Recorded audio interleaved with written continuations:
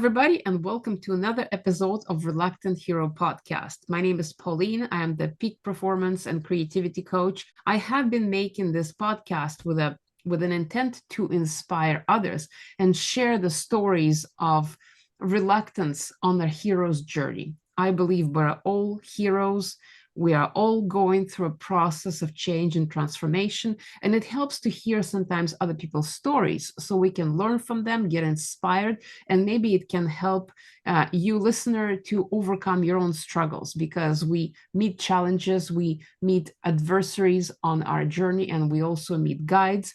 And overcome that, we get some wisdom, and then we're able to contribute that wisdom to others. So this is the process, this is the journey, and I'm trying to highlight it and bring out the best of it. So I usually interview guests on this podcast who have experienced some kind of reluctance in their hero's journey, and I try to gather those stories from them. And on today's episode, we have a guest, Curtis. I've known Curtis for quite some time. We met in the Flow Research Collective when we were just absolutely geeking out on flow science and have stayed in touch since then. And I let him introduce himself. All right, my name is Curtis Hance. I'm a burnout-proof advocate and peak performance coach. I work with student athletes, parents, coaches, and their teams, and also work with high-achieving, ambitious entrepreneurs who are trying to tap into that next level of their potential, their success, and definitely impact and freedom. That is amazing. And what would you say has been your biggest challenge or your biggest reluctance in your journey of starting this coaching business? I would say it's been a journey of just finding myself before I really start presenting myself and putting myself out there to people. I really got confused. Well, as a human, right? I'm confused enough about myself. But then once you get into coaching and marketing and personal branding, you have to kind of put yourself in a box and find a niche and decide who you want to talk to and what you want to talk about. And I've always considered myself more of a free thinker, and I don't like those type of boundaries, and I don't like labels. I didn't know what to put on myself. I didn't know how people were going to accept me. So I was just very confused at the beginning. There was a lot of confusion. I totally understand that. And I actually feel very similar. And we have had a journey of about 4 years of growing from the beginning when we met and started this thing. And I totally understand what you're saying about being confused because being an artist, I have also wanted to encompass everything. I didn't want to just limit myself. I didn't want to just specialize in one thing and then discard everything else. So what you're saying is exactly that thing. Well, why do I need to focus on a niche? Why do I need to pick just one thing? Why can't I just cover all of them? Because there's variety out there. There's beauty in this complexity. So it's always confused me to some extent as well, all those strategies that are being presented. You got to do this and you got to do that, and ABC and very logical approach. And I personally struggled with that myself because logical approach did not work for me. Did you experience any of that? Our journeys are very similar. That's something we've noticed over the last 4 years. Our journeys and our obstacles, challenges are very similar. And I definitely felt that as well. How do you put yourself in the box? And more importantly, why do you put yourself in the box? And to me, that just felt unnatural. It felt like inauthentic. I think that's the problem that a lot of coaches have, because we're not the typical entrepreneurs. We didn't start our business for the sake of business. We started from actually wanting to provide a service. So that's why a lot of us get into the business of coaching, and we're like fish out of water, because we didn't really sign up for funnels and sales calls and pitches and offers and all of these things, but they're absolutely a non-negotiable. Just that's what I realized. They're non-negotiable, and that's why I took a detour. I took I like to say I wandered the dark underworlds of marketing for the last two and 2.5 years. Yes. because I was so stuck in my coaching business. And one of my mentors introduced me to copywriting, and I'm a writer at heart. So that kind of took off, started gaining its own momentum, started getting deeper and deeper and deeper into the marketing aspect of things. Now I realize that now I have the marketing tools. I really need to get back to have something I can really impact people, something that moves me, something that I'm more passionate about. Yeah, you hit it straight on the nail with that aspect that we are not typical entrepreneurs. I was talking Yeah. to somebody recently and they said three-word phrase, soul-based business. And it just hit me so much because that is the definition of some of the businesses, and that is the definition of the category that I kind of associate with. It is based on my creativity. And I bet with your writing, you also want to include that in the business because it's part of us. It's part of our way to contribute. And when we try to make it logical and straightforward and follow those protocols, it really comes as it butts into the creative aspect. Have you found that? Yeah, definitely, definitely. And another thing I would say is that, as an artist and a creative, and just as a seeker, right, as a seeker of self, I'm at a point in my life where I'm really trying to take as many masks and as many veils off, and as many and get out of as many boxes mentally, as I can. And that's why what you said, the soul-based business, is like, I feel like I took on a lot of certifications as a mask, as a way to kind of be accepted. I have this certification. I've worked with this group. I've worked with this person. And I'm really just coming to the point where I'm kind of just getting sick of that. Where I'm just me, right? This is my story. This is my story, right? I was a high school athlete. I was extremely talented, right? And as we say, I fumbled the bag. Like, I really didn't get anything out of my talent. And when my sport career ended prematurely, as they all do, there was a void of community, identity, structure.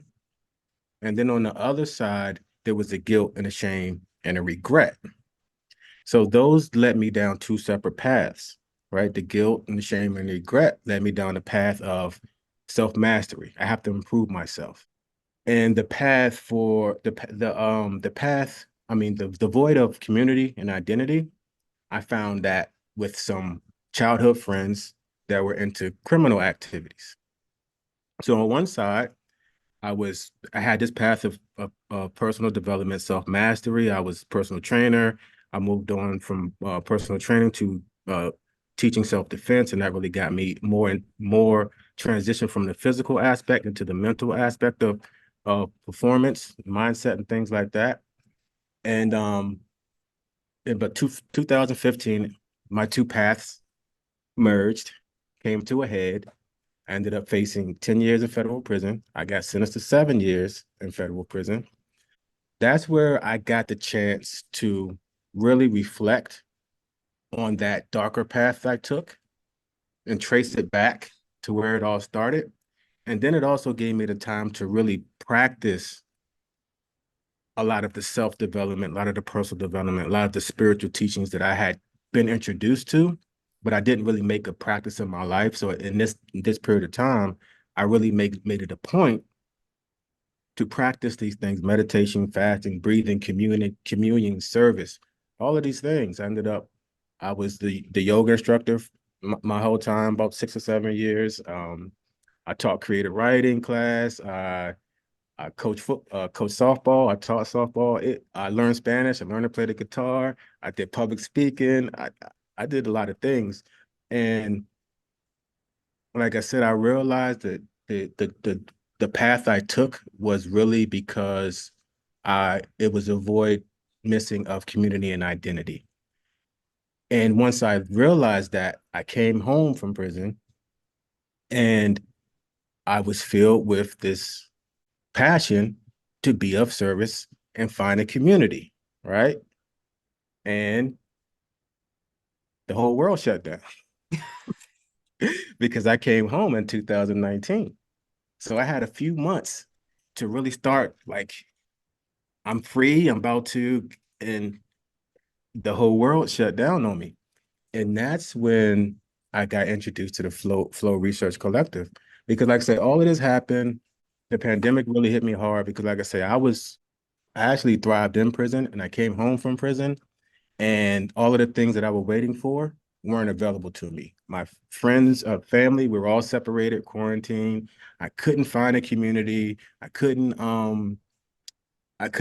teach a yoga class. I couldn't even get people to walk past me on the street. Like people were walk, it was just so I came out with this like I felt like I came out and I healed so much and I was ready to like embrace the world and then the world just closed down. Right. And that's when I found the Flow Research Collective, which is a very pivotal point in my life and which is kind of it brings everything to a head, right? It's a lot of synchronicities. I was starting my coaching business, and I've always had a desire to work with athletes because my journey, self-development, self-mastery started with as a failed athlete. So everything I learned from that point, I always saw through the lens of this, how it could help an athlete, right? So when I came home, I started my coaching business. I didn't necessarily focus on athletes first because a little bit of imposter syndrome. There's a little bit of like my background, just coming home from prison, trying to work with kids in the school. And that's a lot of my reluctance. And that's why I'm telling this story. But actually, a friend of mine reached out to me and he wanted me to work with his son. It was a high school friend. He wanted me to work with his son who played baseball at our alumni that I played baseball for. I remember accepting the job and I was very nervous. I didn't, looking back, I had more than enough knowledge, experience, expertise to coach this kid, but I never felt qualified enough, right? So like I think I told you before, I'm scrolling through Facebook and I see peak performance and I click on it and I just knew I'm getting this. And they told me the price and I'm just like I maxed the card out. I got it. And I never heard from that guy again about his son. Keep in mind everything that's been transpiring, right? Just came home from prison in the middle of a pandemic. I'm trying to grow a business. I'm trying to get my life together. I'm trying to gain my new identity. I'm trying to build my self-esteem back up. All of these things are happening at the same time as I'm in a pandemic. I get to the Flow Research Collective, and it just happens to be an Olympic year. And this is the year that Simone bows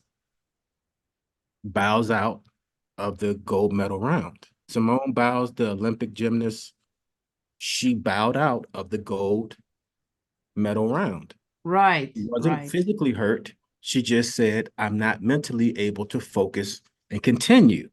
And there was a lot of backlash out of that, around that, right? So, mind you, at the same exact time that's happening, I'm in the Flow Research Collective.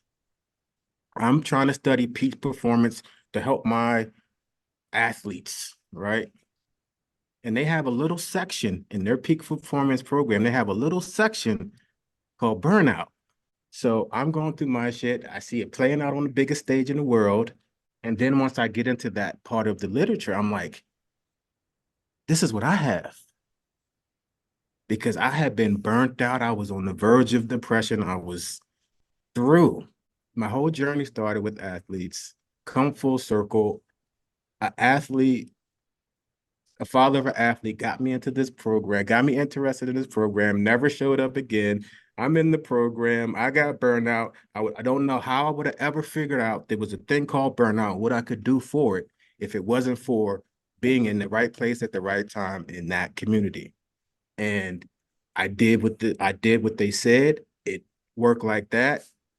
That's my story. That's my reluctance. Now that brings me up to about 2, 3 years ago. So the last 2 years, like I said, I got in frustration with trying to build my coaching business. I journeyed into the dark side, as I say. I took a journey into the dark side. But I did figure out that the strongest Jedis are the Jedis that actually practice the dark side. Oh, yes. And Yeah. So that's what I started considering myself, a Jedi Shadow. So now I'm at a point where I have the marketing skills. I almost got sucked in and started a marketing agency and started, I call them cannibal coaches, like coaches who quit coaching and then start coaching coaches about how to market. And I swore I swore I would never do that, right? So I was almost a cannibal coach. Now I'm like, okay, it's not about building a brand. It's not about building a business. It's about freeing up my mind and heart from what I know I need to put out into the world. Right. And I don't know exactly what that is, but I know it's me. And it's me authentically. And it's not me trying to say I'm this and trying to avoid my past and, put myself in the box and do all these things. So I know that was long-winded, but I just had to set that context and get that out. Now that's the story. Now that's the story I've been waiting for episodes and episodes. Holy shit. Like I didn't even know we knew each other for quite some time, but I didn't know the extent of it. And to Yeah. really consider what shows up to me is like, and burnout, absolutely. I was in burnout myself for I, two, I, 3 whatever years, and I learned about it in Flow Research Collective, and I continued experiencing burnout. So it's not like just because it's gonna instantly disappear. I had a relapse. I've had a relapse of burnout. And it actually that was a second, like a started a, that really started a second journey and a second chapter in this whole story for me. They led me back to my spiritual roots because I'm not naturally a science-based neuroscience type person, but I what I do respect about the FRC and the peak performance and neuroscience, a lot of their interventions are based around spiritual practices, and they understand that. And so my second my relapse with burnout, it wasn't that the Flow Research Collective couldn't help with some of the more external interventions, but it was internal interventions that I had to do, right? And that's really what got me into the space I am now, where I'm just more freer with my energy in general, right? Willing to give energy, willing to receive energy, open, vulnerable, trying to let a lot of things go. And that was about a year ago. So this past year has been a lot of spiritual work, um, and retreats, groups, being committed to to my own spiritual practices, fasting, meditation, things like that. Yeah, it is exactly what you're saying. It's freeing ourselves to be the most authentic expression that one can be. And I've been talking about that for weeks or maybe even months or years, the authentic self-expression of an artist. And it's very interesting to notice how you have a very profound creative aspect to you. You've been a writer, you like poetry, you create with words. So for somebody who is that creative to actually be in a prison, which is very limiting, it's like the ultimate lack of freedom, and then be in a 2 year lockdown in the entire world, that's for a creative person, for an artist, which who all they think about is freedom. The most important value for a creative or an artist of any kind is the freedom of thought, freedom of creation, freedom of expression. And to be limited like that, it can only happen for a reason in order to spark that change, that transformation, which is clearly seen in you, and it is incredible. And I've been talking about that, how we layer up masks and limiting beliefs and the need for validation and all kinds of patterns that don't serve us, so that we can't even express ourselves properly. And then we have to go back and integrate everything and learn about and try to unmask ourselves in the process. It's a process, it's a journey, and it is so arduous sometimes.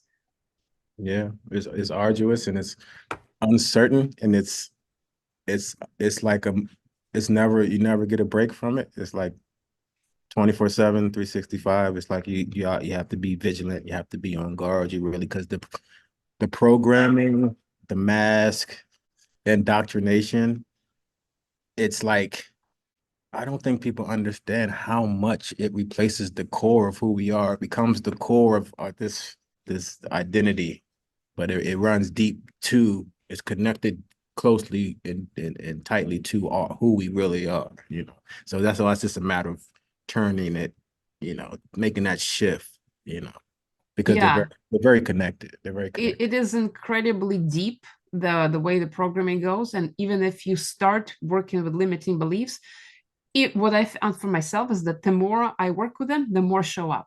And then I get them during the daytime, and then I get them at night in dreams. There is no stopping. My mind works like that too.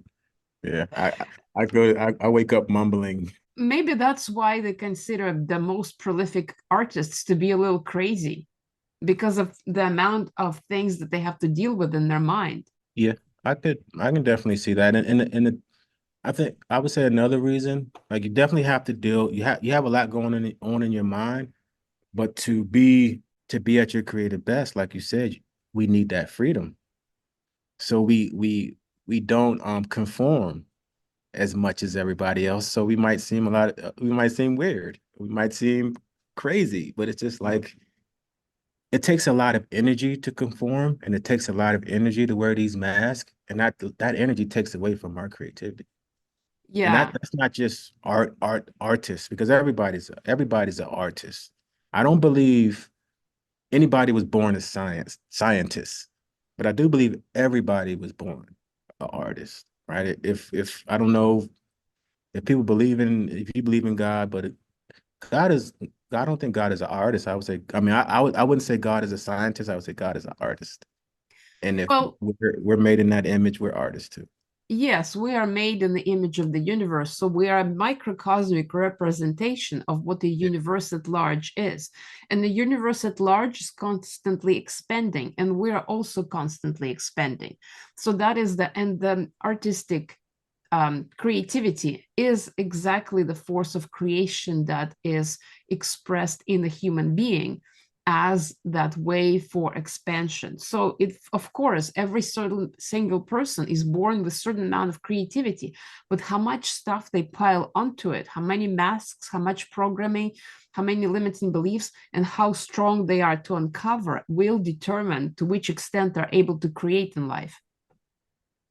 And that's interesting you say that, because as you're speaking, it made me think about the fact that we even put boxes and labels and masks around creativity. So there's a lot of people, like we just said, everybody's creative, but the world teaches you that you have to sculpt, you have to paint, you have to dance, you have to do these 5 things or 10 things that fit into the category of creative or artist. When really, I don't know if you read Scott Barry Kaufman's book. I think it's called Transcendence, but Transcend, yes. they did a study in there. They basically took a brick and they asked people, what is this used for? Quote unquote intellectuals. They said, okay, you can build a house with it, you can make it a paperweight.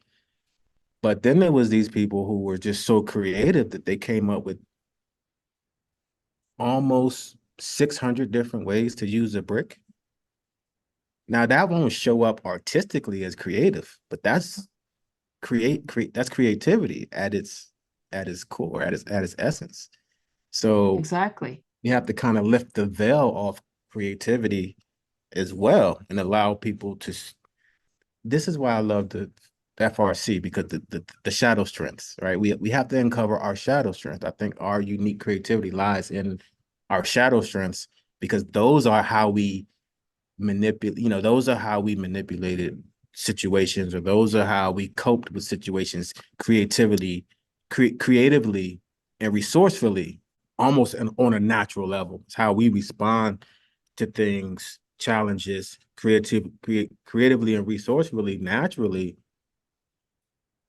is a strength that we don't know exists, and we don't apply to what we're doing now consciously, to what we're trying to achieve in life.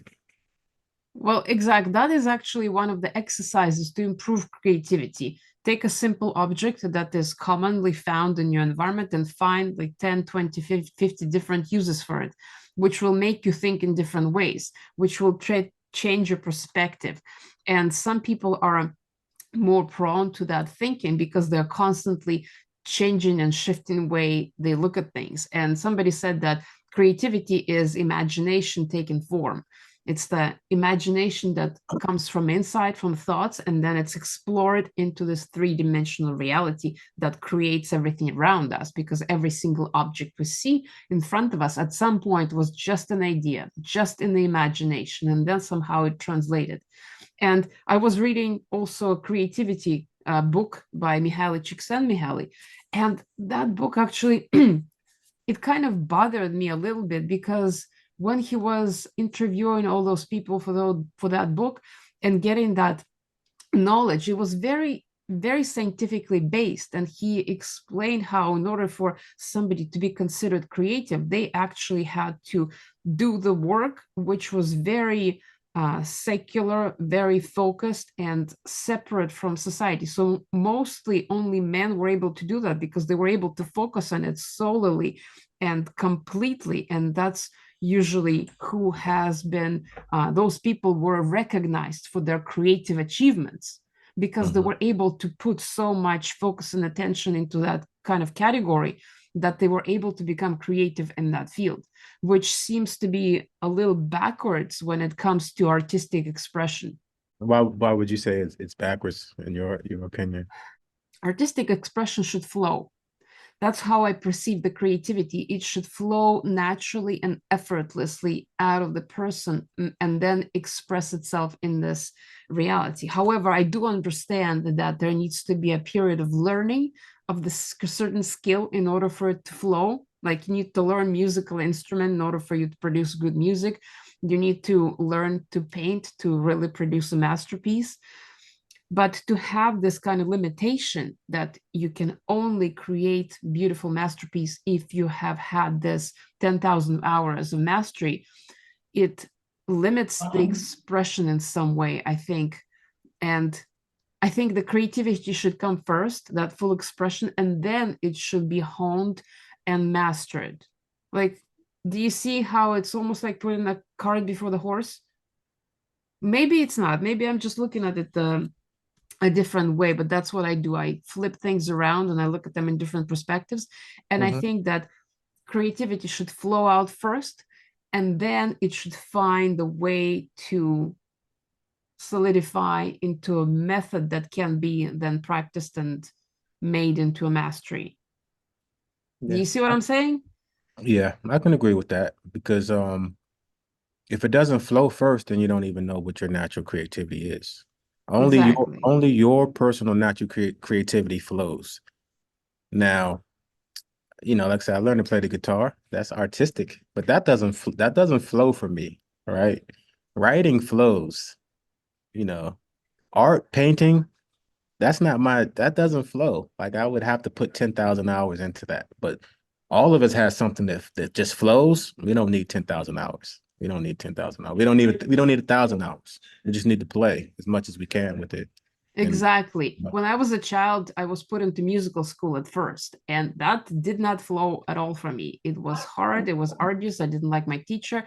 And so I kept asking my parents to switch me to the art school. And when I did, that's when things started to make sense. And everything was almost effortless. The learning became joyful, and I finished with great skills that I still use to this day, but it's totally individual for everybody which aspect they go into. yeah, yeah. And definitely schooling, although it's necessary, it's systematic. So I don't know if a lot of teachers really take the time to make sure they don't sacrifice the creativity for the sake of trying to get like a finished product, trying to get the performance done or to play the right way, or things like that.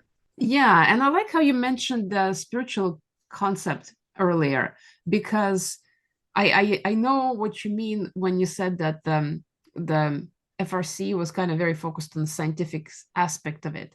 Mhm. And I do like that, but I personally spent the last 4 years trying to merge science and spirituality, and as well as artistic creativity in one kind of homogeneous way to explain, because I realized that what different sides are talking about is exactly the same thing. They just call it in different terms. So spiritual aspect is very important for the flow, because flow does not happen if you're not connected kind of with your own spirit. Yeah, my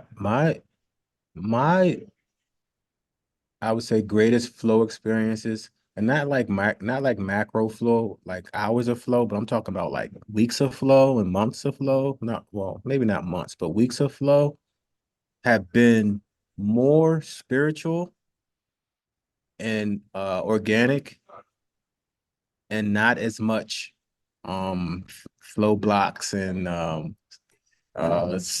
my small goals And and flow triggers.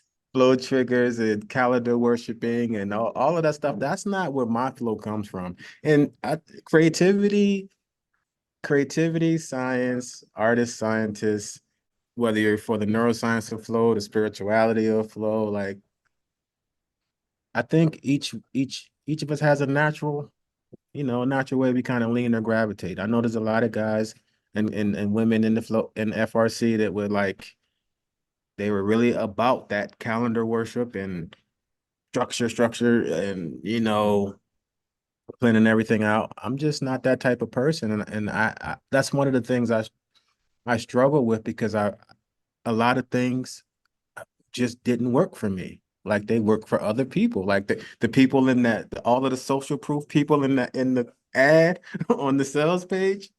I don't know, but it doesn't work for me.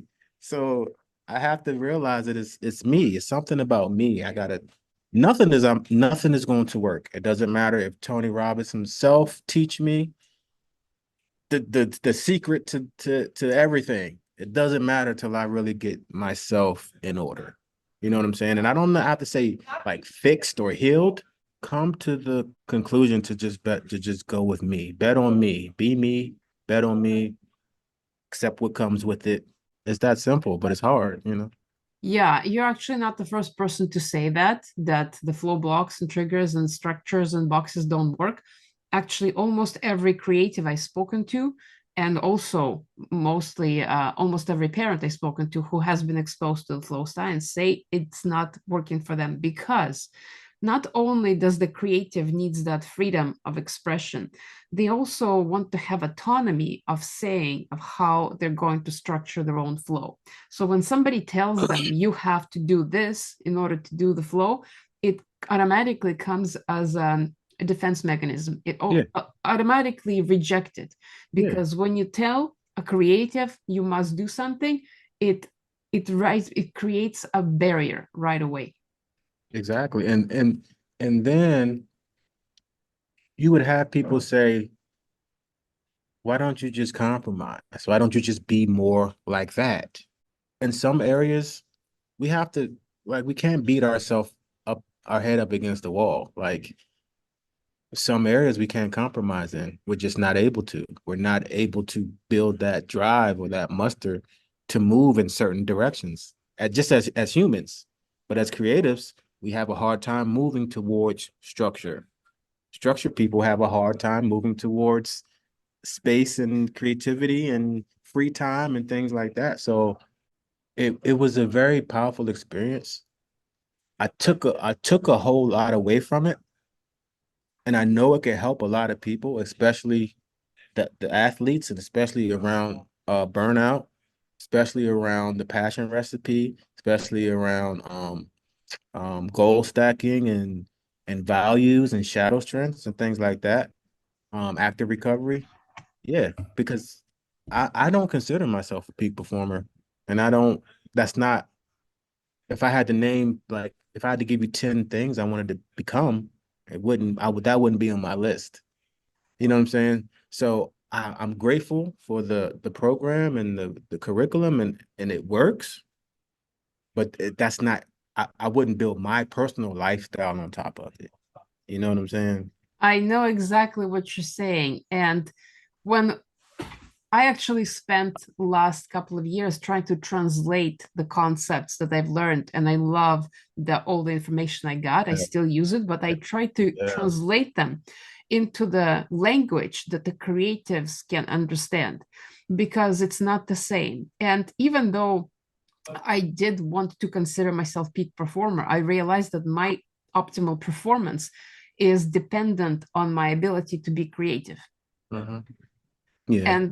And so also what you said about compromise, it's funny how that word has double meaning. When we used in a term that applies to structural objects, compromised building is not good. Compromised car, compromised helmet, it is essentially carries with it the meaning that it is dangerous, it is not good, it is compromised, Not stable, yeah. unstable. And when we use it towards human relationships, oh, well, you just compromise, it's fine. So it's all of a sudden okay to compromise human connection, but it is not okay to compromise something that is three-dimensional structural. Yeah. And that's a brilliant kind of analogy or metaphor to make. And I think that's a lot of times we don't look into the words that deeply to truly understand what we're telling ourselves and what we're trying to do. Like we're trying to compromise. It's one thing to compromise with someone. I think it's different to compromise yourself, right? So And then it's you have structural integrity or yeah, integrity of the spirit. So you exactly. have a Exactly. compromise and integrity. Well, what does Yeah, it mean exactly? You have integrity of the container, which means it's solid, and you have integrity of the self and the soul and the spirit and expression, which also represents exactly what we want to be striving for. exactly. And then integrity doesn't have a double meaning. Integrity is integrity. Like so that's really I would say a part of my reluctance is because I never felt honest. It's like I'm sure you filled out dozens of introduce yourself to the new community. And I remember the only time one community I was like I'm an ex-drug trafficker. I just came home from jail and whoop de whoop and da da da. And that shit felt freeing because every other time I had tried to just, throw some stuff together, form, 2 decades of personal development experience and all of this. I just, I've always had a hard time, you know, acting, portraying myself as something I wasn't, like consciously, because we do that unconsciously. I'm aware of, but like I don't I never wanted to put myself in a position where something can come out later. It's like, oh, you never told us, you were in prison. And it's not like something I'm ashamed of, but I do understand the connotations that people have when it comes to that. So I can't, but at the same time, if I'm being 100% authentic, then it is what it is. Because I know for me, I wouldn't even be in a position to help people like I can if it wasn't for that experience. Yeah. And that is the authenticity and that is the courage. But it is extra courage on your part because of, I don't want to bring that up, but your skin complexion does bring up in people that perception that if you merge it together with incarceration, Yeah. that like, oh my God, holy shit, people are going to start making all kinds of ideas about that. Yeah. So it is an extra courage that actually, since you have overcome, it gives you even more power and more authenticity and more integrity. Yeah. Yeah. Because, it's funny you bring that up because, when we had our coach, remember when we were doing the FRC and we had our coaches? Yeah. And I got the chance to work with Adam. He was his claim to fame is that he's Jerry Seinfeld's performance coach. Do you remember him or hearing his name? I vaguely remember But him. I got a chance to work with him, right? And we would talk. We did like 3 or 4 sessions. We would talk, and he's just like, what are you doing? He's like, you have this, you do this, and then he just always like, and you're black. He's like, you're black. He was like, do you see any other black guys like you out there? And he was right, but I still had to get, it's like everybody is giving us clues and planting seeds, and they're not supposed to germinate in that season. But he planted that seed in me. And that's why it's like there's so many things about the FRC that I'm very grateful for. Like you in our relationship, and like we seem to be on this when Same wavelength. we're up, when we're both down, we're both down. When we're coming out of a cycle and on the upswing, we seem like we're doing that together. And so the FRC is giving me a lot. And most importantly, as far as the coaching aspect, it's giving me like a proven framework. I don't have to wing it. I don't try to have like before I was combining some NLP with some CBT, with some spiritual and some, and that's something that I would love to do on my own time as I build my own community.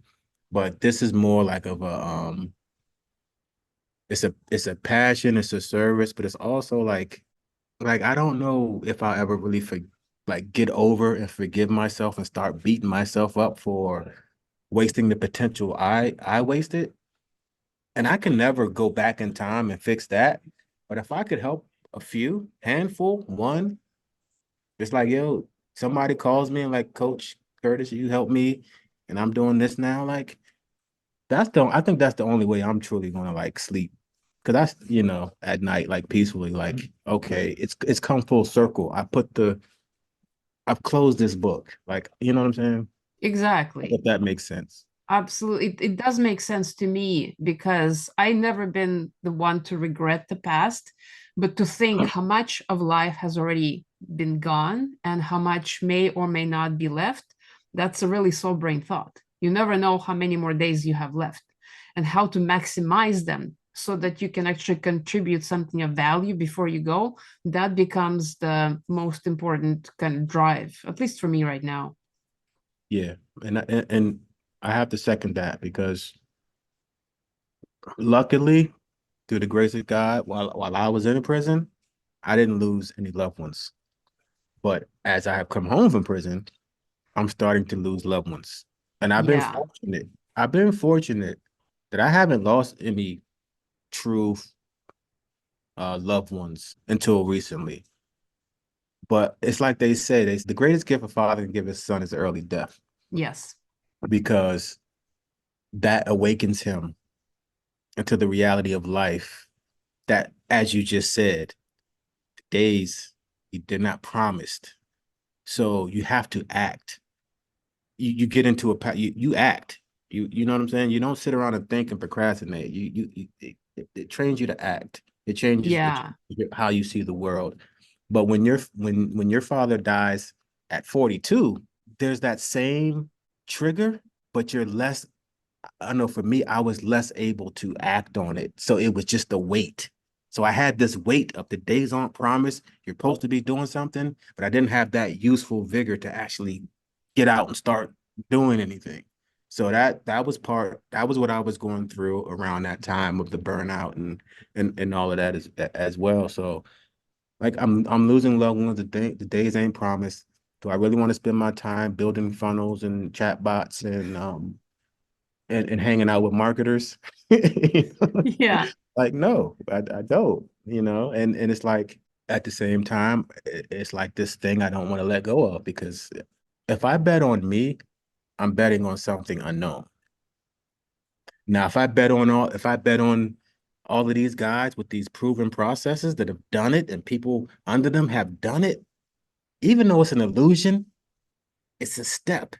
It seems like it's showing me where I'm going to get to. So it's like it's going to work because I see steps. When I bet on myself, it's it tells me one step and then it's this darkness. This is like just keep stepping. Something's good's going to happen. You know what I'm saying?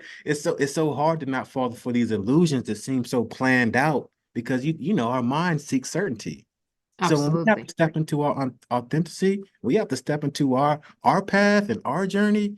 It's only lit for one step at a time. So we never know where we're going. So that's why we very rarely have the courage to take those steps. And that's why as soon as someone comes with a proven process, 5 steps that are going to get us from here to here, we believe that every time. And trust me, $30,000 later, that's Yep. just, and I'm just like, I just keep falling for it because I refuse to just deal with the uncertainty of betting on myself and not only betting on myself, but speaking my truth regardless of who I offend. that comes with being authentic. And that's why a lot of us aren't authentic, because that social, we've been taught since 2 years old not to speak our mind, Oh, and it's big. not to offend people. So, it's a lot, We could, It's huge. We are afraid of offending people now, so more than ever. and it's so There's fake now. It's not even real, genuine, like I don't want to offend this person. It's like I don't want to be seen as someone who's not sensitive or inclusive. It's not even about not wanting to offend that person. It's about wanting to be seen a certain way. Yeah, it's all about perception. It's all about validation and getting the approval. And we all have been there. We were where we wanted to please people and do things the certain way, so we would get the recognition, so we would get an approval, social standing, and all those things that we think are going to get us somewhere. And eventually we'll learn. And it's like the older people get, the more free they become because they just don't give a shit anymore. So, but it comes with a whole bunch of years wasted not being authentic. And this is really reminds me a quote that Trent Shelton once said at one of the events. The vision has been given to you, not somebody else. That's why nobody else is ever going to understand what it is that you're trying to create, because that vision was only given to you. I remember that phrase that he said, it's always stuck with me. Do you have a vision for yourself? That is a good question, because the vision for right now is, how can I bring this creativity and understanding about creativity into the world so that I can empower people to be more themselves. That's what I've been working really, and it's been uphill work. For whatever reason, it's been extremely difficult to first connect with it myself. I spent like years trying to really get the clarity. What is it that I'm trying to do? Then once I got the clarity, there has been months and months of trying to understand, how should I be speaking about it, about this creative, authentic self-expression. And now it is, why is it even matter? And I figured out why it matters. And in my mind is because we're facing such an interesting challenge with this AI and technology and all the limiting beliefs and blocks in programming that's hitting everybody. Our creativity and our authentic self-expression is going to be the only thing that is going to get us out of that predicament that we could end up as a humanity if we don't create ourselves fully. And I don't know if it still comes out clearly enough, but the creativity within us is the only thing that can overpower the artificial intelligence, because we can never compete with it on the intellectual level. The computers will always be faster in the processing of information, recording and storing and then transcribing, than human brain ever will. But the artificial intelligence can never be as creative as we are as humans. No, I agree. I don't see them as creative entities in that way, as far as artistically, because there's no someone said something about the AI recreated the Mona Lisa, like, perfect to Right. spec, right? But it's like it wasn't done from inspiration. And it doesn't have the same capacity to move people when it's just a bunch of ones and zeros behind it. So the art actually moves people because there's soul behind. And that's why I'm so focused on a soul-based business, because and that's why I keep consistently going back to the coaching aspect, even though maybe the word is not properly explaining what it is I'm trying to do, but it's close enough. It's the closest enough term or role or expression that I have found so far that allows me to combine all of my creativity, all of my skills and training together, and actually contribute something of value that I see is valuable, and others are saying that is valuable as well. So that's been my mission, my purpose, my vision that I've been trying to express. How can I combine everything that I've seen, learned, experienced, thought into the way that I help others kind of connect with their own authentic expression? So you're trying to basically create a synergy of your passions, your talents, your skills. Who Yeah. who who Who's been responding to that so far? Like, what type of, have you noticed a certain type of person? Um, Women, men, entrepreneurs, whoever, sculptors. That is the ultimate question, because as I've tracked back 4 years, all my clients have been, first of all, they all have been men. So for whatever reason, I was like a woman-led men's work or something like that. But also, all of those men had creative capacity within them. So it's an archetype of the magician that I attract. And the archetype of the magician, I could talk for hours about it. But the trait of that archetype is the freedom of self expression, freedom of personality, expansion, and thinking in different ways, in very different ways. And those are the people who I've been attracting the most. Almost all of my friends are that, almost all of my clients have been that. So it's this archetype that is leading the change, I believe, because once we're connected with that creativity in a way that that magician archetype can connect to, then the magic can happen, really. I think you're onto something. And I think you're onto something. I might be, and I was just visiting Los Angeles over the last month, and I discovered the museum. I discovered Getty Museum. Have you ever heard about it? So what museum? Getty.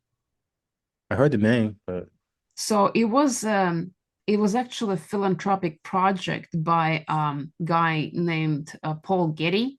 He was in the trade. He made lots of money during his years, and he collected a lot of art from different places. And he then donated all of his art collection to the city. He also built the villa and he built a museum. So not only is that philanthropic project is very moving for the reason that it's art and it's creativity, but also when I was at that place, it all of a sudden became clear to me how it represents everything that I am. It represents the combination, a perfect combination of peak performance and creativity. Because if you ever looked at that place, it's really a temple. The Getty Museum itself, it's like a temple. The architecture, the way it's laid out, the light, the location in the city. It is sitting on top of a hill overlooking the valley. It is stunning.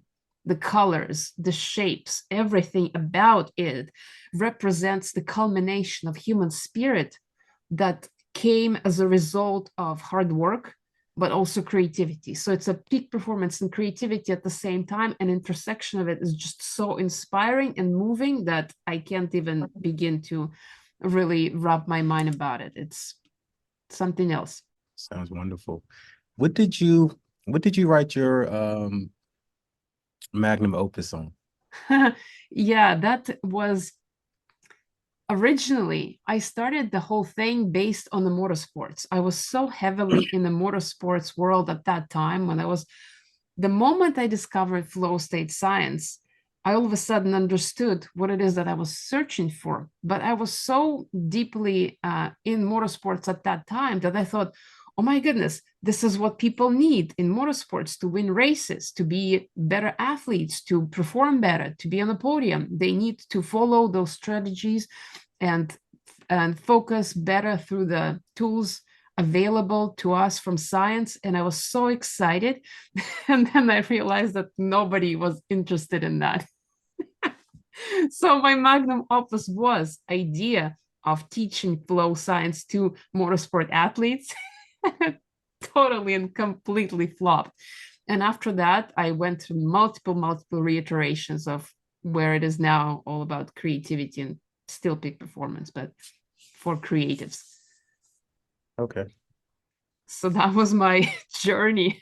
And I still love motorsports so much. I think it represents a metaphor for life, because in life you have the corners, and if you take them too fast, you'll end up on the wall. If you don't pay attention where you're going, you'll end up in a ditch, you spin the car, you damage yourself, the same way as in a race. And if you make a mistake in one corner, you have to keep going and not focus on that mistake. Otherwise, you'll make more.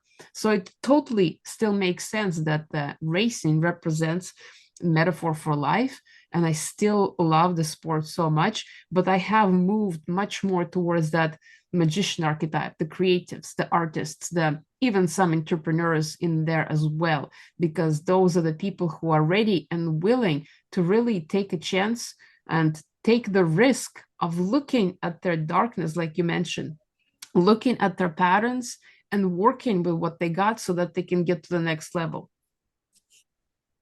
That brings me to something, an interesting revelation I had about coaching that really helped. But I wanted to ask you something real quick first. You said those you had the opportunity to work with some entrepreneurs that were all the magician archetype, right?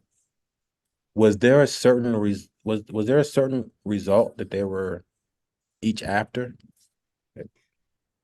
Actually, they wanted structures and frameworks.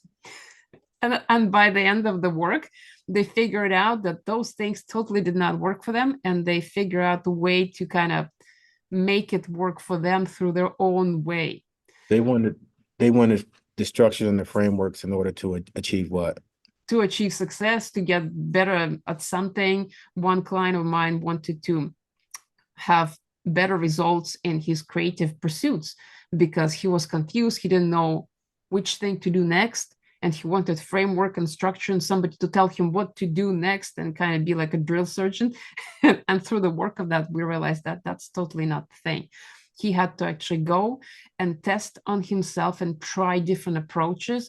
And the flow blocks only worked as a container that can be moved around. So we still use the idea of boxes, but those boxes were movable. They're like stackable and they could be changed and rearranged and shifted based on the day, based on the mood, based on the way that information or the feeling strikes. And that is the biggest distinction between the all other archetypes and the magicians go with the flow of the day, of the week, of the year, whatever. There is something that moves them, and if they follow that and able to kind of put those boxes in place as the time goes, as the things shift, then they're able to kind of create the structure as they go, but they can't predict where it will go.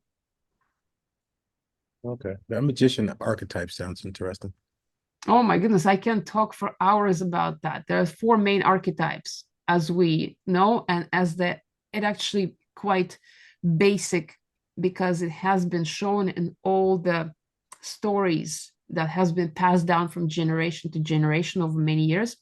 Four archetypes are king, warrior, magician, and lover.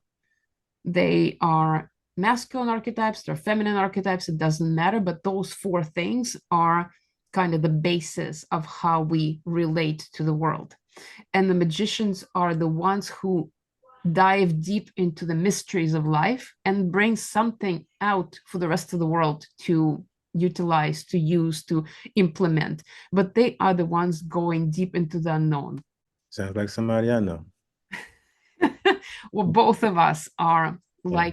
more likely than not, are that because we're so interested in the mysteries. I know I am. I'm constantly spending time learning about new things, discovering my own things, and just looking into this space where it's almost like the void of everything, the void of the unknown and the potentiality where everything exists. Like they say, the quantum field is where everything is, all the information is there.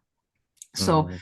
I see myself moving back and forth between the known world and the unknown world of ideas, constantly merging it back and forth and trying to connect and translate what it is that I see on the other side and bring it here.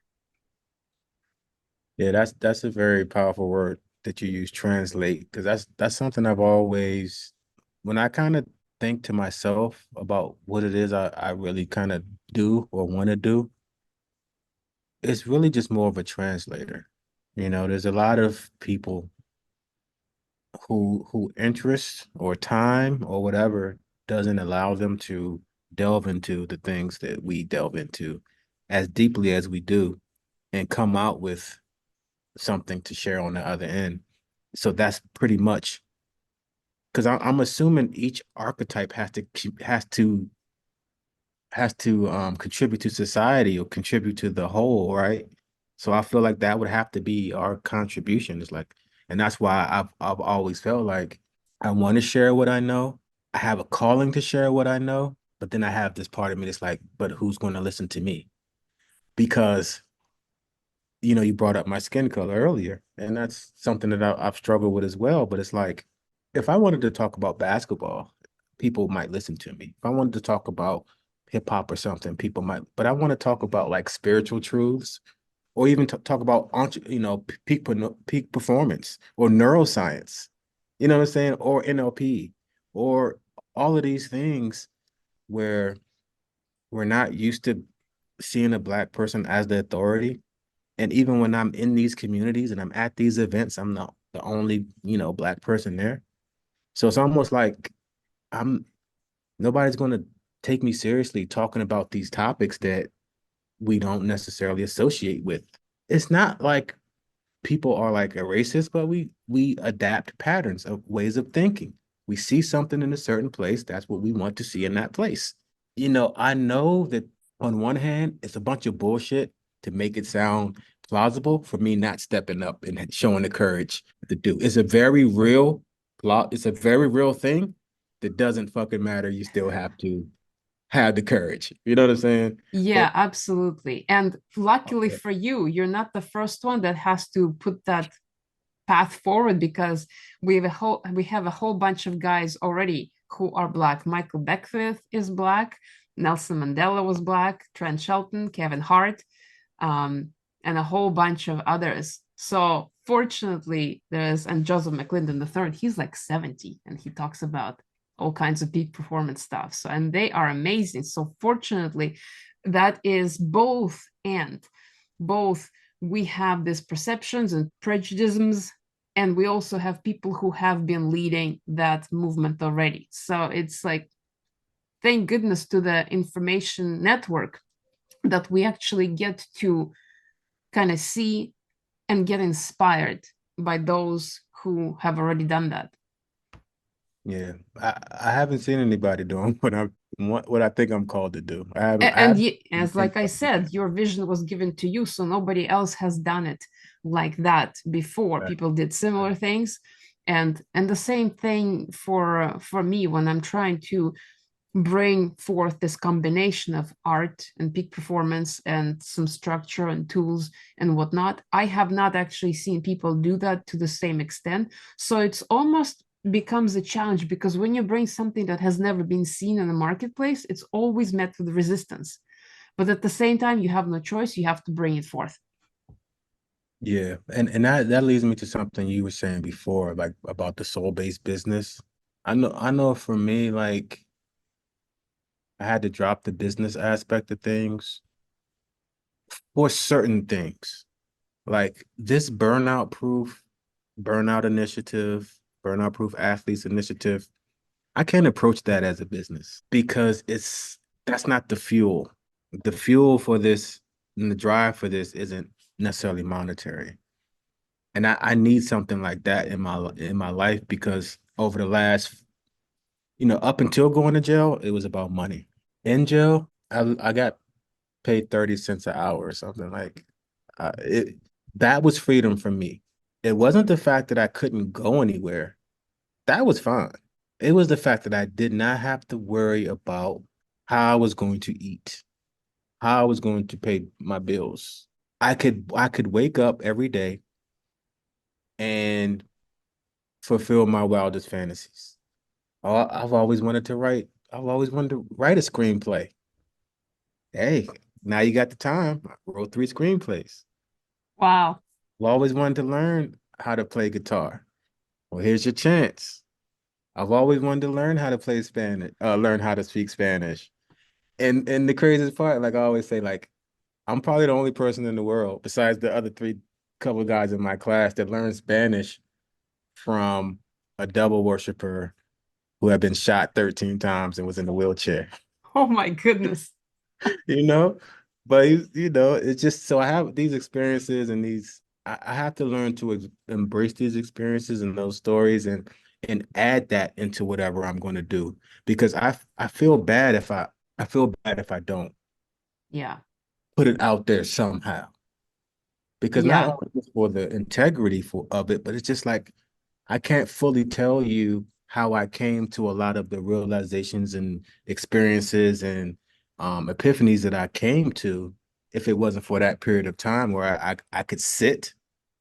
I had I had the most burning desire and motivation to work on myself that I've ever had in my life because I was at the bottom of the lowest you can go in our society is there. Yeah. And we're not going to self-reflect when we're at our heights. We're not going to try to better ourselves. We might try to better our position when we're at our heights, but we're not going to take those deep looks. So that gave me the time, it gave me the motivation.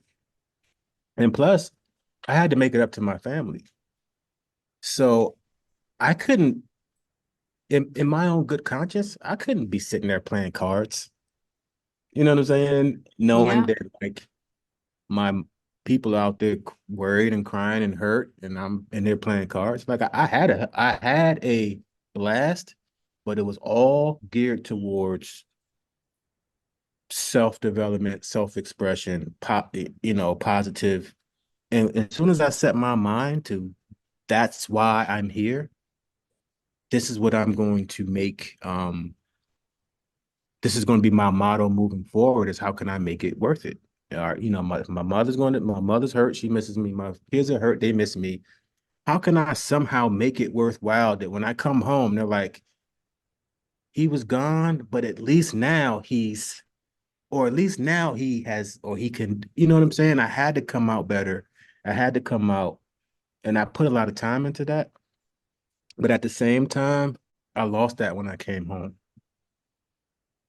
I lost that drive. I lost that for a lot of reasons. When you're under pressure, you definitely, it comes out. So a little bit of the pressure has been relieved, and then like I said, then COVID hit. So Well, um it's actually interesting to note that creativity sometimes flourishes when there are restrictions placed. So you had extreme restrictions, which actually freed you up from thinking about money and survival so that you could actually create. yeah, the restrictions they weren't on my mind. Mm-hmm. Money issues place restrictions on your mind. Yes. It makes it hard for you to create. And that's why I have this kind of ongoing battle between trying to make money, trying to be authentic, trying to create. And that was the first time that I was able to see what life is like when you don't have to worry about money. So, like you say, you're trying to merge certain worlds. I'm trying to merge the lifestyle of the affluence I had before prison Yeah. and the the time to invest in myself and the things that I'm passionate about, the things that I enjoy doing. And I'm always going to share. I'm always going to share what I know, what I learned. That's always been a natural pattern for me. Like when I when I left sports, I kept working out. And I just kind of naturally gravitated towards being a personal trainer. And then when I had childhood passion for martial arts. And when I got back into that, I just kind of naturally gravitated towards teaching. And it's the same thing with yoga. My reason for getting into yoga was specifically for martial arts because in prison you can't train any type of combat.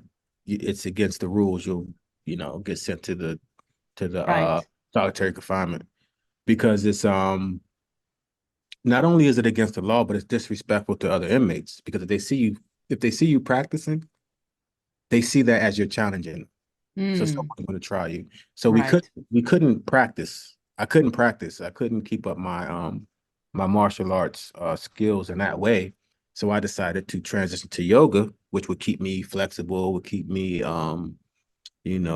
give me, keep my strength and things like that. So that's how I got into yoga. It wasn't long before I realized like I want to teach this. Yeah.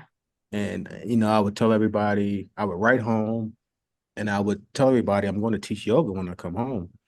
And I would ask them to send me books. And they would just go on Amazon and find the first yoga book they found. And what I realized that yoga was not about the movements. That was only one aspect of yoga, but yoga was like a deep. 5,000-year-old physical, mental, spiritual philosophy. And that's like right up my alley. Yeah. So I like dove straight into that. So I started practicing that for me. And then I started teaching the asanas. And the crazy thing about the asanas is like there's 8 limbs in yoga, and the asanas or the movements are only one limb, but all of the limbs are in each yoga pose. So it's a very interesting system how they created it, because you have to practice each of the 8 limbs in each pose for the pose to be to find that homeostasis in each pose that you have to find.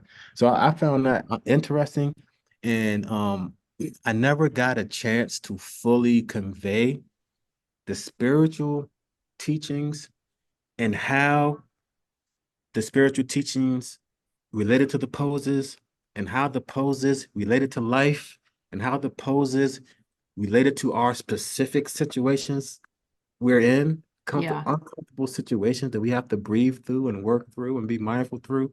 We're just in the yoga pose. That's what prison was. It was in a yoga pose. You got to breathe through it. You got to make the best of it. And that's what I really wanted to get across to people, the mental aspect. I kind of grown out of teaching people the physical things, the personal training, the martial arts, the yoga.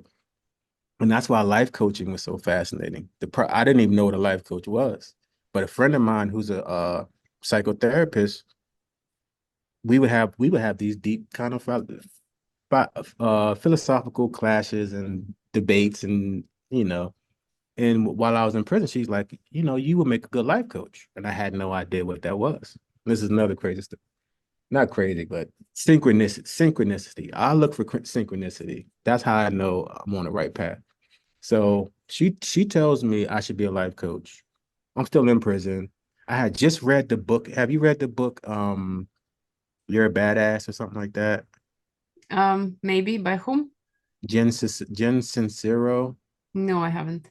Yeah, it's something about you're already a badass or you're a badass. So I read that book, and she was a life coach, but I didn't know. But as I'm reading the book, I'm like, I know all this shit. Like I could write this book. So at the end of Yeah. the book, I found out she's a life coach. Literally, like 2 days go by, and I'm talking to my friend, and she says you should be a life coach. So I'm like, okay, seeds planted. Like I said before, seeds planted, but it wasn't the season. I'm still in prison.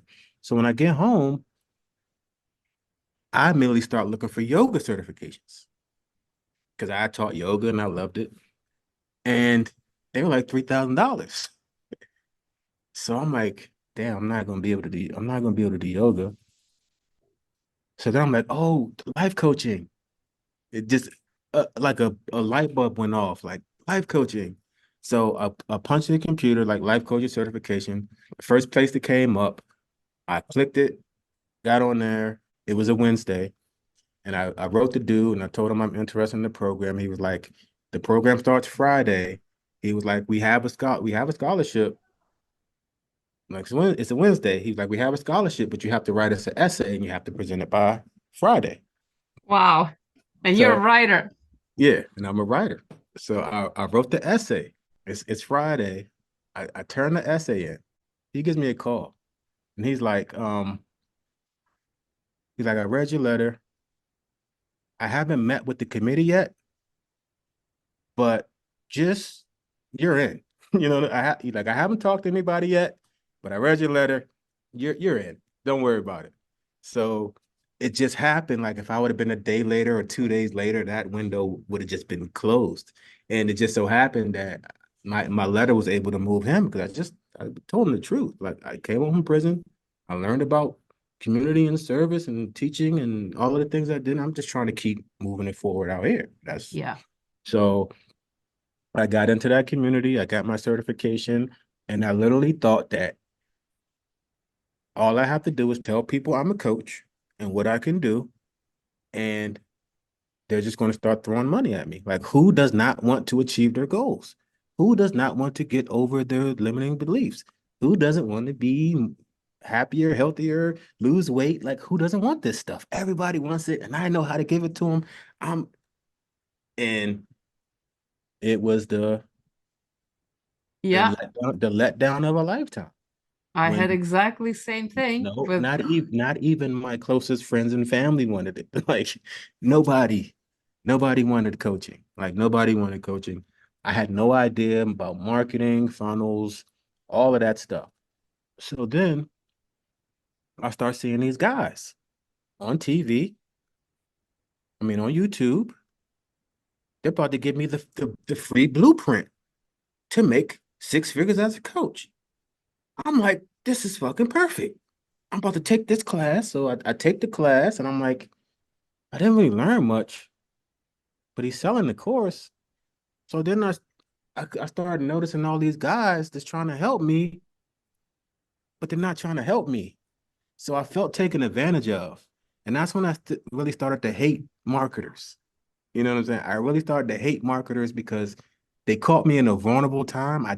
I just been in jail, so I didn't understand digital market. I didn't understand how the game was played. I didn't understand it was all manipulation and tell them exactly what they want to know, what they want to hear. So that's why when they was hearing build your course, and that's exactly what I wanted to hear. It wasn't until 2 years later when like I said, I found out how the sausage was made, and I went to those marketing masterminds, and I realized the amount of emotional manipulation that goes into it. I found out that not 90% of the money that's given to researchers to research the brain and how the brain works is donated by advertising agencies. yeah, You know what I'm saying? So it was that's the dark side of the world. yeah.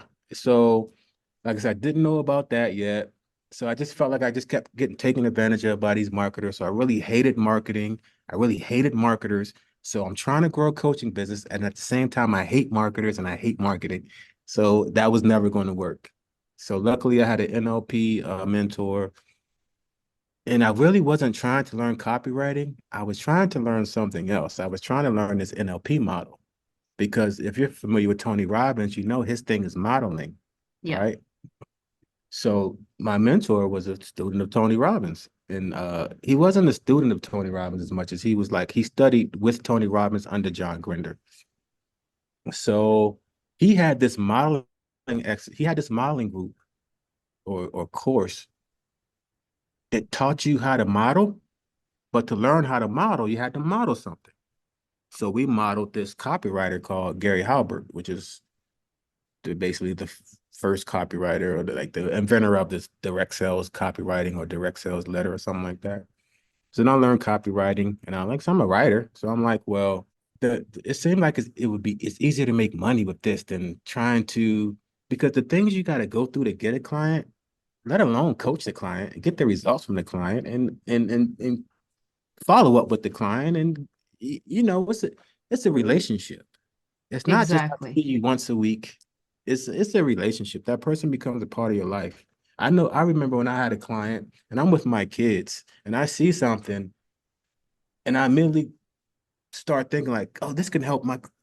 So you don't turn it off. Like 24/7. If you're working with someone and you want to help them, they have a piece of they have a piece of your mind, they have a piece of space in your life. And that's why I started to rethink how I was, presenting myself as a coach, because it's like I've spent thousands and thousands of dollars and thousands of dollars an hour getting this information, and I have to give you a piece of myself, and people aren't like giving me the time of day. And so I started hating. I already hated marketers and marketing. I started hating coaching, and I started hating the uh the prospects that were quote unquote rejecting me. Right. So I had a whole lot of shit I had to work through, a whole lot of anger, a whole lot of feeling rejected. And it really wasn't warranted because I really when I really look back, I wasn't doing the work I needed to do. I was trying to do everything from behind the scenes, building websites and building funnels. But my my personal hurdle for me to get over is showing my face, asking for help, and being vulnerable. That's my path that I know I have to take, that I've been so reluctant to take because you already know how much pain and uncertainty and judgment and things can come with that particular path. Oh, yeah. You're not the only one. I've gone through the similar stages of hating everything and everyone because nothing was working. Yeah. And eventually I arrived at a place where things started to make sense. And it's less focus on making the machinery work, the marketing machinery, the business machinery, and more on letting things just flow the way they are. And it's funny you mentioned your reluctance to show your face, but I have this image, and I don't know if you started doing any live videos about your story on any social media? No, I haven't. Because I have this image, and maybe that's because I've heard this phrase by somebody said that the people are waiting for you. Like I see that there's a whole bunch of people waiting for your wisdom and your knowledge that you have collected through your experience in prison, through your experience with money, through all of the spiritual experience. They just waiting to hear that. All you have to do is get on the phone on Instagram and do it live so that it gets more into the algorithm, and you would have to do it for a bunch of times before it catches on. But the moment it catches on, the right people will be attracted. It's like I can see this image. It's so clear to me. You just have to keep doing that, because the things that you're talking about, the stories you can tell from your days of learning yoga, you're learning Spanish, learning guitar, they are so inspirational. And I bet you 100% that they will be extremely powerful for a lot of people. Like, I don't know if you can see it yourself, because when we're in a jar, we Yeah. can't see the label, but it is crystal clear to me that if you are to start going just live talking about, hey, I was in a prison and one day this happened, or this one time I was learning guitar in prison, this happened, and those kind of things have more power than any of the flow state frameworks or peak performance methodologies or anything like that. Do you feel that? Do you understand like the potency of that? Definitely. Like, and that's the thing. And that's, I guess that's why it's so baffling to me, because I know this. You ever know something but then don't believe it at the same time? Yeah, I yeah, I always give this analogy, right? It's like you have two people, right? And one of them thinks that he sees a falling star, but he's like, it happened so fast. I don't know if that's really what it was, and I don't want to seem stupid, so I'm not going to say anything about it, right? But as soon as the person that's with them says, "Did you see that?" It's confirmed. It's the validation yeah. is. See, we see it in ourselves, but we're just not. We It, know we saw what we saw, but it's something about confirmation and validation that makes it yeah. And it's concrete. easier to see in others as well than in ourselves, because we Exact. have a blind spot. But it's like, I don't know if it's clear to you that you can't sit on that knowledge that you have collected and gathered. You just can't hoard it. Like, it And needs to be released. that's why I said, like, even I have to do this for I have to do this for my own sanity, right? I have to do this. Like, there's a guy I follow named Bob Mumford, and he's a spiritual. Out of everybody, he reminds me of a path. We have a similar path. He was he started off as a college basketball player. He got hurt. He got hooked on drugs. He got into spirituality, and there was a coach, an NBA coach, that was also into spirituality, that visited the center he was practicing at. And when he found out that the guy was a Bob Mumford was a college basketball player, he invited him to his basketball team to teach mindfulness and meditation to his basketball team. And that basketball team happened to be I believe the 96 Chicago Bulls, Michael Jordan, three-peat, right? Wow. So check this out. That same guy, Bob Mumford, when that coach leaves and goes to the Lakers, he takes Bob Mumford with him. He teaches mindfulness and meditation to the LA Lakers. Another three-peat, three championships in a row, right? So we have to see some type of correlation between this guy and what he teaches and the results, right? Totally. So He's a guy I follow. I read his books, and in one of his books, he says, you know when something hits your core and it's talking to you specifically. And he says, if you let out what you have, it will free you. It will give you all that you want. And if you keep it inside, it will kill you. Works So with emotions as well. If you hoard too much anger inside, it's just gonna eat it's you alive.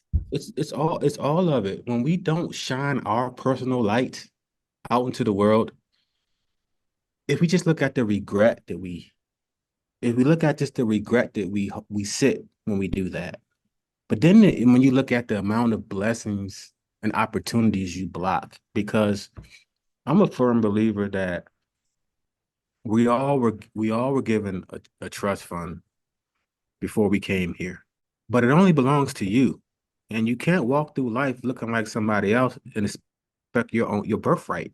You have to walk your path in your footsteps Yeah, and be authentically you in order for you to get your birthright. So I'm like, I have too much stuff in my mind that I'm not sharing.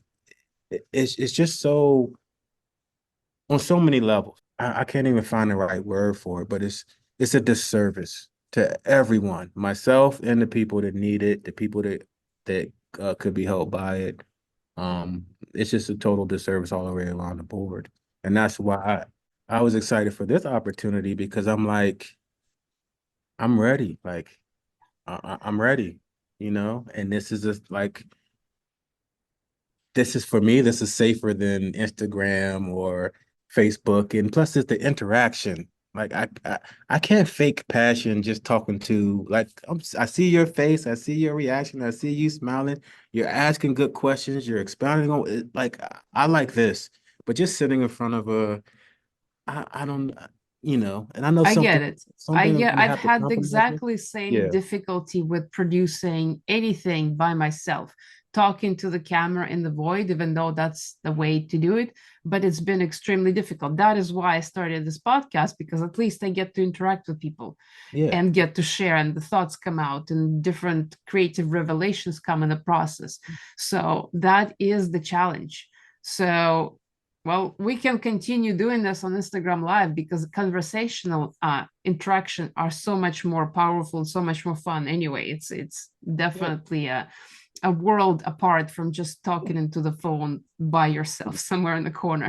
Exactly, exactly. And not even knowing who's listening or if anyone's listening or yeah. And I know and some things I'm just gonna have to kind of get over myself about, but and I have to know what I need to get over and what I need to stay, what's more integral, what I need to like stay true to. Well, sometimes I've been feeling like I'm on some kind of distant planet in front of the radio, and I'm turning the dial and I'm trying to see if anybody will pick up the signal. And I keep talking into that microphone and hello, is anybody there? And there's just been silence for months. Yeah. And that like I did that. I remember I did like a 30-day live Facebook live challenge. And it went well. I actually had a couple people call me. That's when the guy called me to work with his son.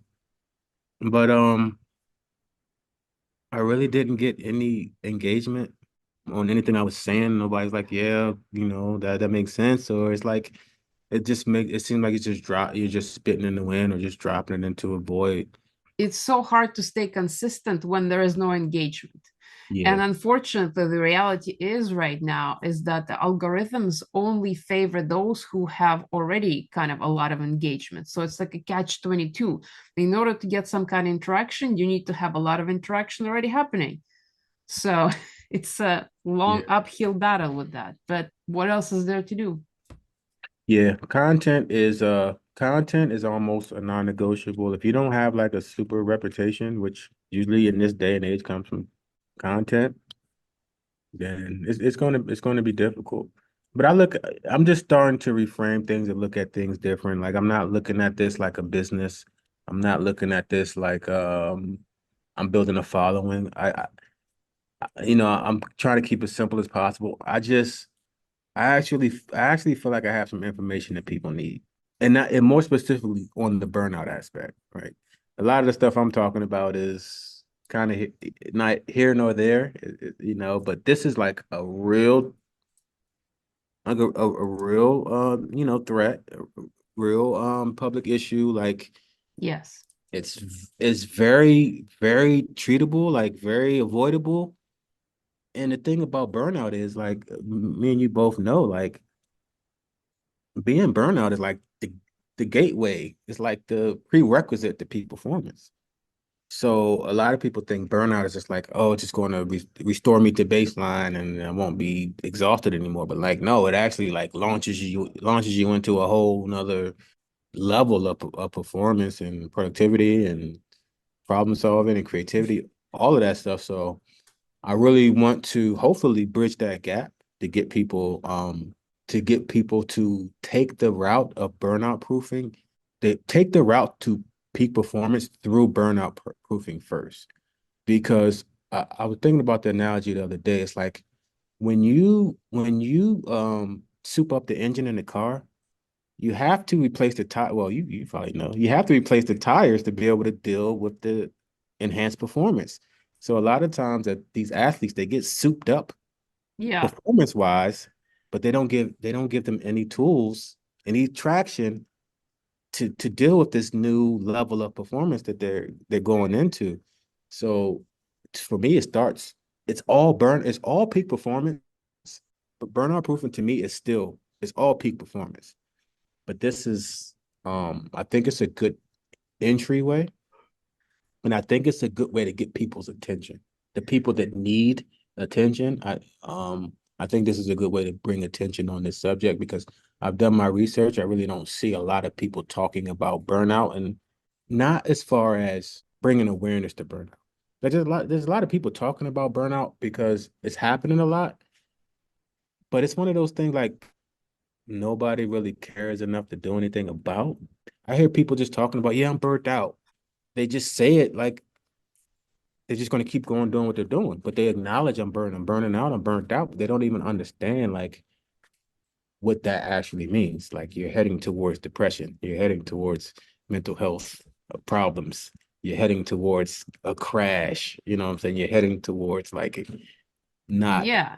Well, you know, first of all, burnout has been used as a badge of honor. Why do people burn out? Because they want to accomplish more. Why do they want to accomplish more? Because they want to make more money. It's all comes down to survival. But all burnout exists is in the mind. It's usually not in the body. If you're burned out in the body, well, you sleep longer and you recover muscles, and that is how recovery, physical fitness recovery works. But burnout in the mind is a different type of game. And I think your experience actually with making lots of money and then going to prison and not needing to worry about that really actually could be an entrance to look at the burnout from the perspective of the mind, from the perspective of wanting accomplishment so much that everything else just falls by the wayside. And as a result of that burnout, what happens if the mind can no longer do the work that it was doing? What's left is kind of the heart, the soul, and the body. So it's almost like it's forcing people into the heart based approach because the mind has just been burnt out.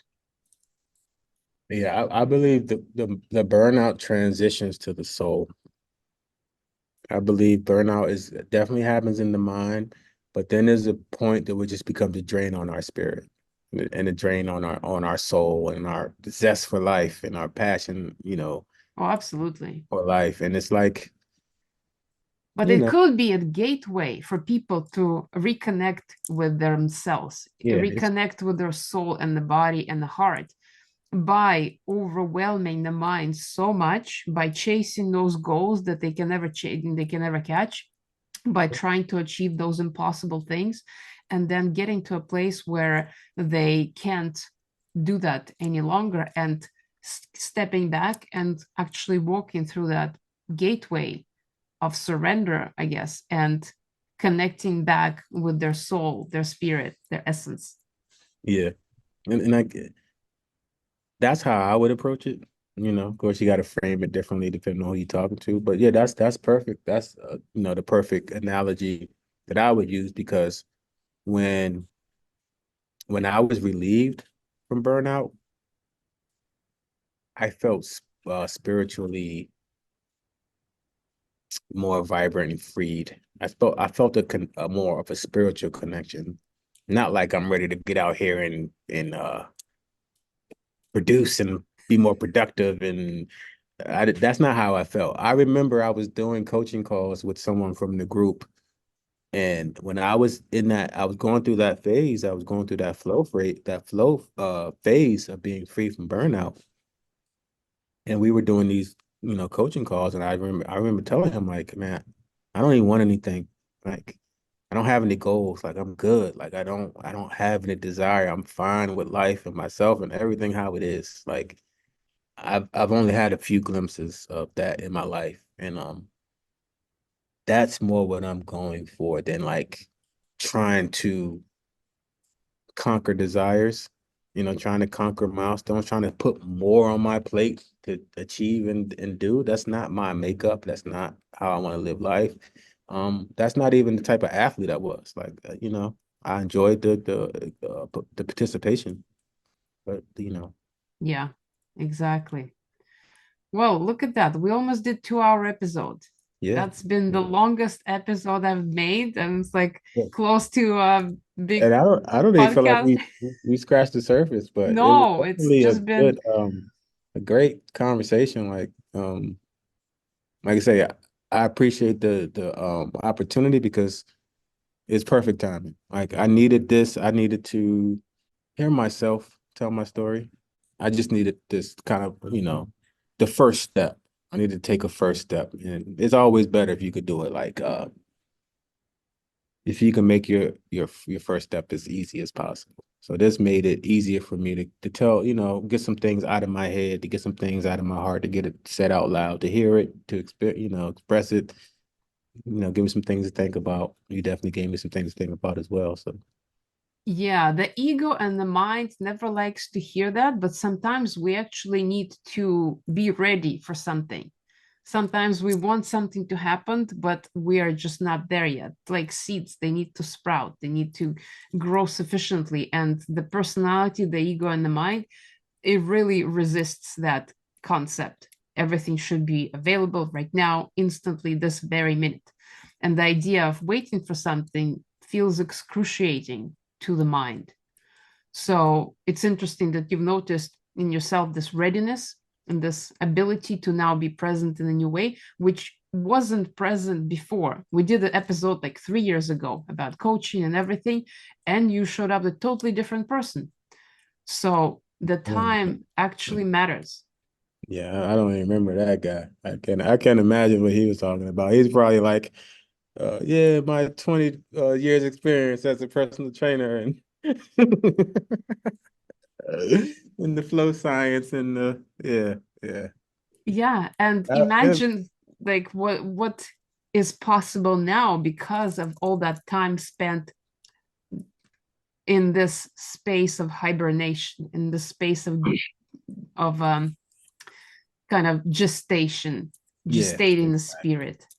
exactly. Like I said, I appreciate this opportunity. I hope, I know we'll talk and we'll, catch up and keep in touch and all of that. But um, Definitely, maybe we'll make another episode after yeah, this. But so far, where can people find more about you? I really don't have anything set up. But I'll just say curtishance.com because I am about to, like I said, lead with me. I've been trying to find different ways and different brands and different fancy little catchphrases and domain names and all this shit. It's just going to be curtishance.com. That's awesome. I love it. Yeah. So yeah, I don't know what's going to be on there. But anybody who listens to this and wants more to hear more of these type of stories, this type of insight, this type of information, you'll be able to find it there. Amazing. Well, thank you so much. And thank you, everybody, for listening for this longest episode I've ever made. And we'll see you next time.